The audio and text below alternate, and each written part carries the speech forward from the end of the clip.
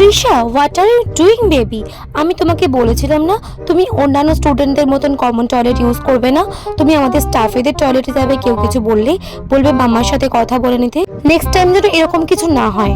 মিনতি ma'am, আপনার সাথে আমার কিছু কথা ছিল। বলছিলাম আপনার ওই ইতিহাসের থার্ড চ্যাপ্টারটা বাকি রয়েছে না, ওটা একটু স্কিপ করে গেলে হয় না এবারের এক্সামে?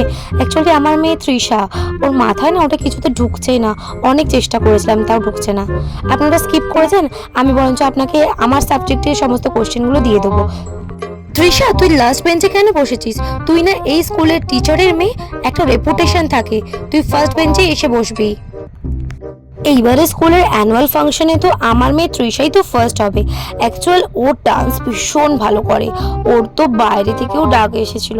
আমি তোকে শুধু পাঠালাম না পড়াশোনার জন্য, তারপর ওর বাবাও বারণ করলো এখন আমাদের মেয়ে ছোট, এসব করার দরকার নেই। আমার মেয়েকে আমি এই স্কুলে পড়াচ্ছি, স্কুলের কত রেপুটেশন বাড়ছে এতে।